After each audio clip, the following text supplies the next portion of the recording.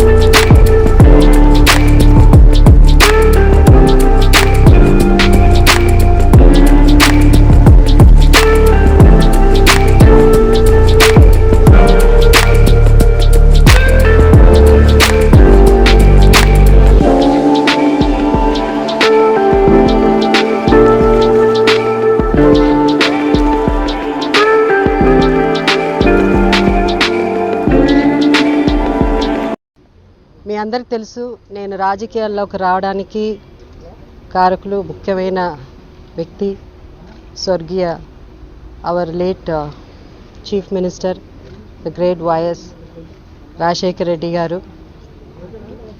దాని తర్వాత ఒక లాంగ్ గ్యాప్ తర్వాత మధ్యలో మళ్ళీ రాజకీయాల్లోకి వెళ్ళాలా వద్దా అని అనుకుని వెళ్ళాలి అని నిర్ణయం తీసుకున్న తర్వాత ఐ డిసైడెడ్ నన్ను ఎవరు రాజకీయాల్లో పరిచయం చేశారో తిరిగి ఒక వైఎస్ఆర్సీపీ కుటుంబం మెంబర్గా నేను తిరిగి వైఎస్ఆర్సీపీ పార్టీలో జాయిన్ అవ్వడం జరిగింది.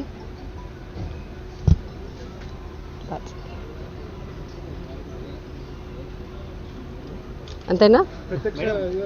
ఏమైనా కంటెస్ట్ చేస్తారా మేడం, లేకపోతే జస్ట్ లాస్ట్ టైం సికింద్రాబాద్లో పోటీ చేశారు వైఎస్ఆర్ ఉన్నప్పుడు, ఇక్కడ ఏమైనా ఏపీలో నుంచి కంటెస్ట్ చేస్తారు? రైట్ నౌ నేనేమి డిసిషన్ తీసుకోలేదండి. జగన్ గారు ఎలా ఆదేశిస్తే దాని ప్రకారం వెళ్తుంది. సో పార్టీలో ఉండి పార్టీని బలపరచడానికి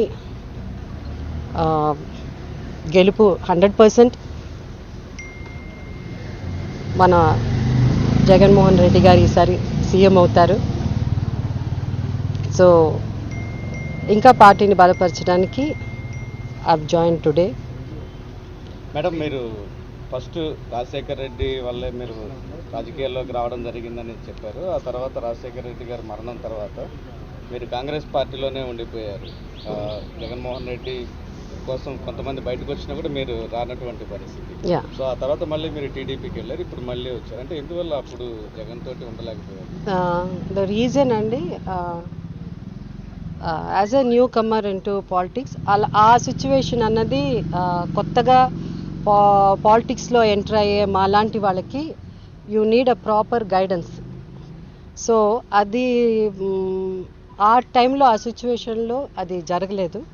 కాబట్టి నేను యాజ్ అ సికింద్రాబాద్ ఎమ్మెల్యేగా నన్ను అక్కడ ప్రజలు ఎన్నుకున్నారు కాబట్టి ఆ సీట్ కోసమని నేను చాలా వైఎస్ రాజశేఖర రెడ్డి గారు ఎంతోమందినో కన్విన్స్ చేసి ఐ హావ్ సీన్ దట్ అంత ఈజీ సీట్ కాదు అది.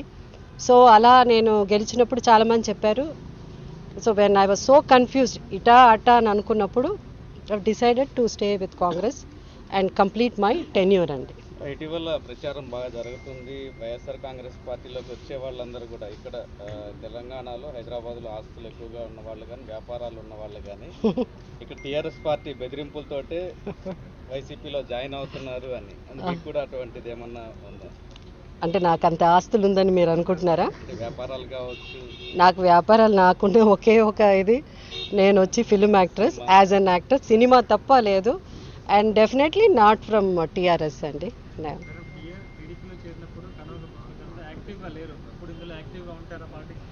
యాక్టివ్గా లేకపోవడానికి కారణం నేను కాదండి, వాళ్ళు. సో ఎవ్వరూ చేరిపోయి యాక్టివ్గా ఉండడం అన్నది జరగదు. ఎందుకు చేరుతారు? సో వెన్ దే జాయిన్ ఏదో ఒకటి ఉంటుంది కదా. So they have to guide us ఏం చేయబోతున్నాము. వెన్ ఐ జాయిన్, నన్ను రాజశేఖర రెడ్డి గారు తీసుకొచ్చినప్పుడు ఈమె ఇలా చేస్తుంది ఇక్కడ వెళ్ళాలి, ఇది మాట్లాడాలి, తర్వాత సీట్ ఇచ్చారు. సో అక్కడ కూడా అది జరగాలి, అది జరగలేదు. సో ఎవరు 3 ఏళ్ళు యాక్టివ్గా లేకుండా ఉండరు. దెర్ మస్ట్ బి సంథింగ్ కదా. సో ఇప్పుడు it's not a right time. ఆ టైం వచ్చినప్పుడు అది మనం మాట్లాడుకుందాం. ఇవాళ ఇట్స్ అ బ్యూటిఫుల్ మూమెంట్, హ్యాపీగా ఉన్నాను. I come back. లైక్ చాలామంది కొన్ని మెసేజ్లు పెట్టారు, లైక్ కమింగ్ హోమ్ అని పెట్టారు. So it's something like that. నేను యాక్ట్ చేస్తానంటే నా సినిమాలో నా వేషం నేను ఒక్కదానే చేస్తాను. అందరూ రారు కదా, నా క్యారెక్టర్ చేయలేరు కదా. సినిమాకి సంబంధం లేదండి. నేను already I'm ex MLA. So నేను ఇట్ ఇస్ నాట్ స్ట్రైట్గా సినిమా ఇండస్ట్రీ నుంచి రాలే కదా. ఎమ్మెల్యే ఏమ్మా no not at all. Right now nothing. It's everything. It's let the చెప్పండి.